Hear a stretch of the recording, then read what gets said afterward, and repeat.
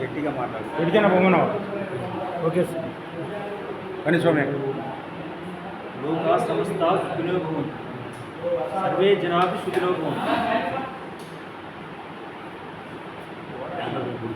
మన రాష్ట్రంలోనూ దేశంలోనూ రాజకీయం గురించి, తర్వాత మంత్రులు, ఎమ్మెల్యేలు, స్థానిక నాయకులు అందరూ కూడా సుఖంగా ఉండాలని కోరుకుంటూ ఇప్పుడు కర్తవ్యాన్ని బోధించడానికి ఈరోజు నిర్ణయించుకున్నాను.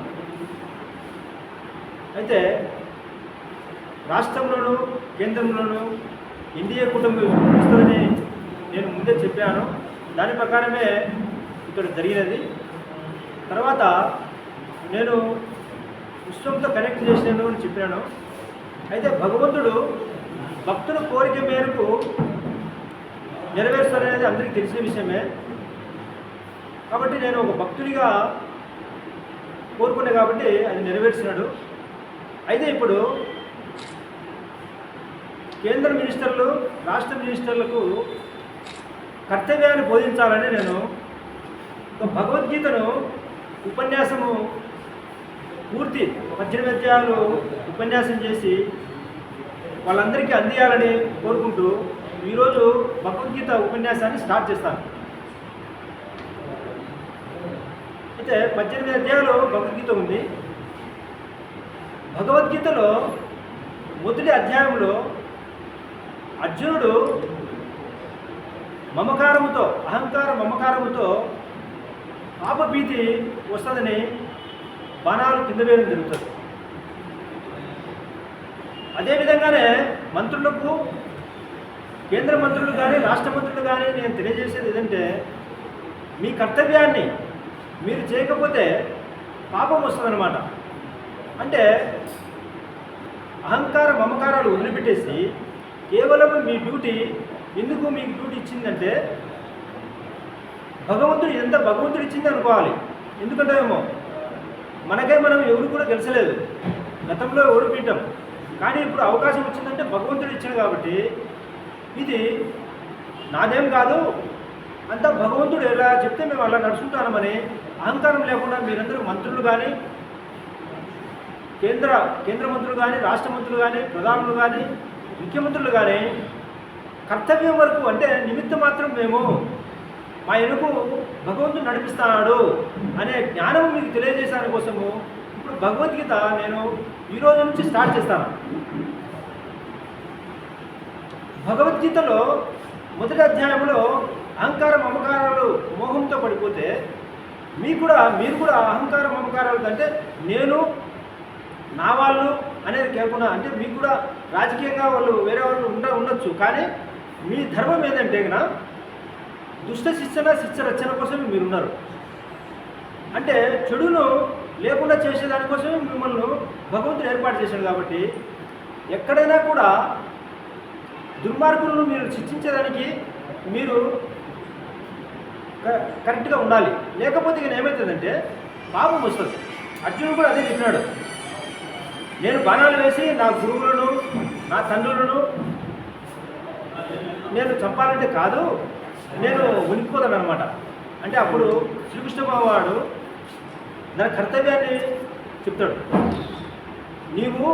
నీవెవరు? ఆత్మ.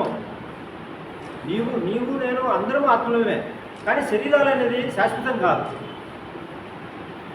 కాబట్టి శరీరాల గురించి అనుకోకు, కానీ ధర్మం అనేది ఉండాలి. సిస్టమ్ అనేది మనకు ప్రధానం. మనం పోయినా కూడా ఈ లోకంలో ఒక సిస్టమ్ అనేది ఉంది, ధర్మం అనేది ఉంది, దాన్ని లోపల పాలే అంటాడు అన్నమాట.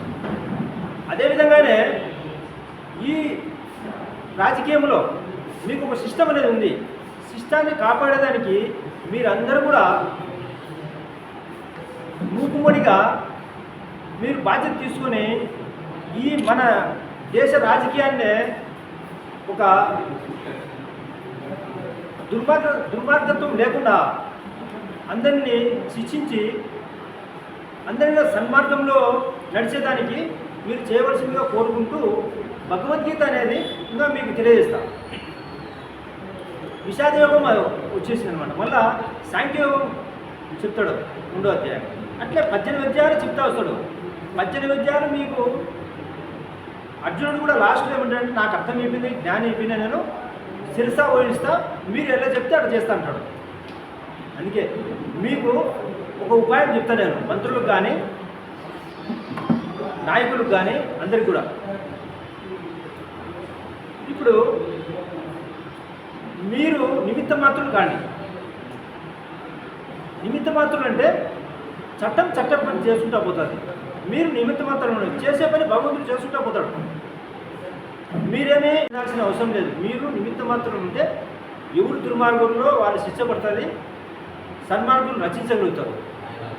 మీకు నా వాళ్ళు అనేది మమకారం పెట్టుకోకుండా ఈ లోకము అందరూ ధర్మంగా నడుచుకోవాలా అనే ఆలోచన అందరూ.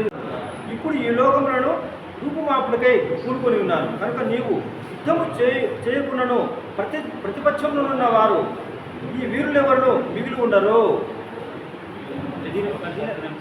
దీని అర్థం ఏంటంటే కన్నా మీరు సైలెంట్గా ఉన్నా కూడా ధర్మం అనేది అది చేసుకుంటూ వెళ్ళిపోతా అంటుంది. మీరు నిలబడేదానికి మీరేమనుకుంటారంటే మేమేమైనా సాధించేమన్నా ఇదేమన్నా సిస్టమ్ ఏమైనా ఆగుతుంది అనేది కాదు, సిస్టమ్ అనేది జరుగుతూనే ఉంటుంది అని చెప్పినాడు. అయితే మీరు ఇప్పుడు దానికి 2వ శ్లోకం ఏం చెప్తానంటే తస్మాత్ త్వముత్తిష్ట యశో లభ్యస్వ జిత్వా శత్రున్ భుంక్షి రాజ్యం సమృద్ధం మయైవేతే విదితా పూర్వమేవ పరమో ధర్మ ధర్మ హింస అదే విజయ. ఓకే పైకి లేచి తీస్తాం. మళ్ళీ కూర్చోండి. అదే సార్ అటు సైడ్కి వచ్చి